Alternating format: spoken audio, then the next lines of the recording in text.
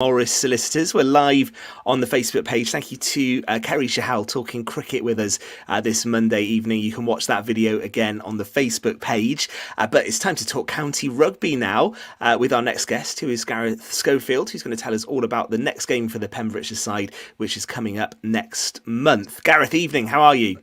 Yeah, all good, thanks, Ben. All good, mate. Excellent stuff. Gordon, you've had your caps, haven't you, for the Pembrokeshire side? You played rugby for Pembrokeshire, so... Yeah, Gareth and I were both speaking earlier. We've both been through all the age groups and played for the seniors as well. So, yeah, well done, Gareth.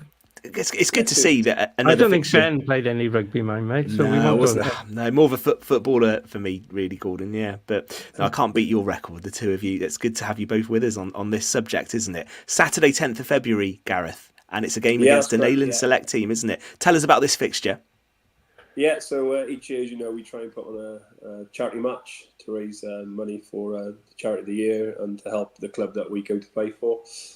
So, yeah, the fixture is going to be held this year between Pembrokeshire Select and Nayland Select 15 in Nayland on the 10th. How hard is it to put the team together? You're going to tell us the squad in just a second, but is that quite hard work to narrow a squad down for this? It is, but I try and keep an eye on who's been deserved to play in the county like it should be. But it's also, you know, the players are quite happy to come and join. You know, it's still a privilege to play for your county, and you know, it's quite a good standard to play at. You know, and to be fair, it's people that I've picked. There's been nobody pulling out, so it's they're all happy to play the fixture, which is great.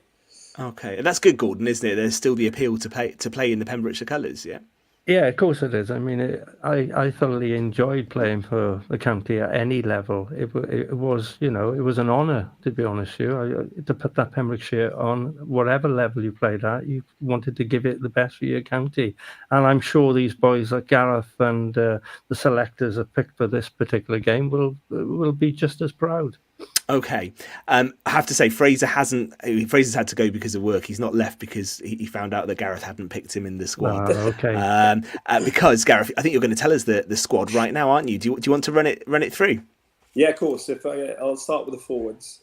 So Aaron Main, Milford, Jamie Brayford, Pembroke, Lloyd Davis, Pembroke, Will Delaney, Fishguard, Mark Jones, Whitland, Nicky Geimer, Tenby, Jeff Martin, Tenby, Zach Davis, Milford, Scott Powell, Pembroke, Di Bainan, Pembroke, Will Edwards, Pembroke, Debbie Williams, Milford, and Zach France Miller, Whitland.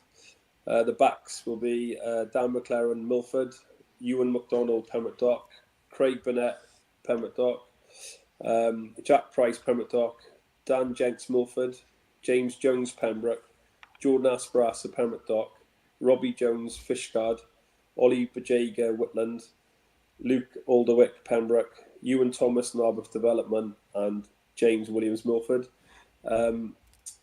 Jack Price will captain the team, and Mark Jones in his final year, I believe, is going to be our vice captain. You said that 2 seasons ago. Yeah, a bit like me. He's just got to get on with it, I think. But there are a couple of teams playing that day, so that's why it's sort of between a few sides. I was just going to have a go. Why aren't there any Halford West players? But you just answered the question. Yeah, they're playing St David's actually. So it's, yeah. No, that's good. Reminded me of that one. But as far as you possibly can, you do try and get a spread, don't you, when you're picking the county side, and as best as you can with the fixtures that are on that day, you've done that, Gareth. Yeah. Yeah, that's the main aim really. It's just to include all the clubs. You know, it's lovely to see, you know, the clubs supporting the county as well. So you know, it helps with the crowd on the day, and you know, it's nice to see players from your hometown playing for the county. Like Gordon says, it's still a privilege to play for that level of rugby and to wear the shirt. Oh, good stuff. And Gordon, happy with the squad now? Now you've clarified that. Yeah, definitely. It's nice to see Jack Price playing for the county, because in the other fixtures he's been playing for Valero. So I'm glad Jack has got his priorities right this season, Gareth. Yeah, we're sort of using the county as the Valero team this year, so it's technically. and any word on the Nayland side? It's billed as a Nayland Select team, but do we know how strong they'll be on the day?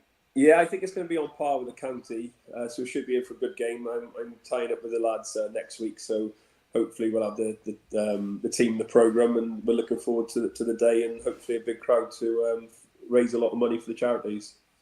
That's good stuff, and it's important to say you always fundraise, don't you, at these games? So it's the honour of playing for Pembrokeshire, but you also raise money for good causes, don't you? Which is great. Yes, it's really good, and this is the main aim as well. Not just to play for your county, but to raise money for the club that you're playing at as well. And Neyland are a very good family organised side. They support the day very well, as I expect them to. So it should be a great day. Good stuff. Well, Gareth, thank you for being with us. Just remind people the date of the game and kick-off time and where the match is being played.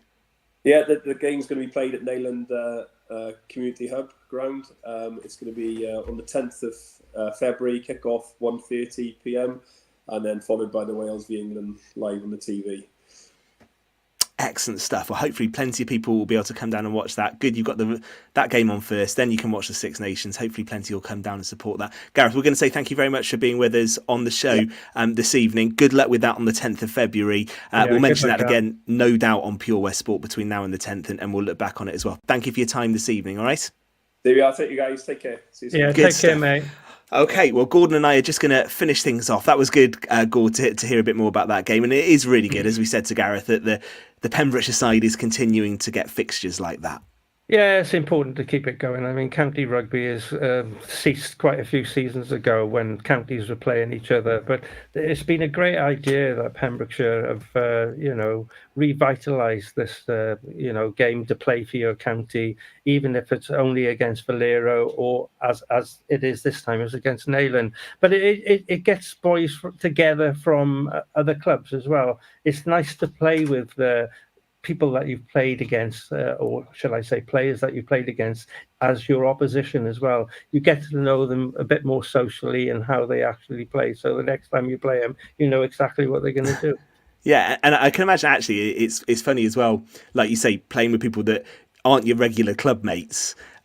And you do try and just get that bit of intel, don't you, for when the club fixture comes round. I'm sure there'll be players doing that, but also the pride of playing for Pembrokeshire is still there, and I think that's tribute to the job that Gareth and everyone involved with that side has done. We've covered those games a few times on Pure West Sport, and they do a really good job, don't they?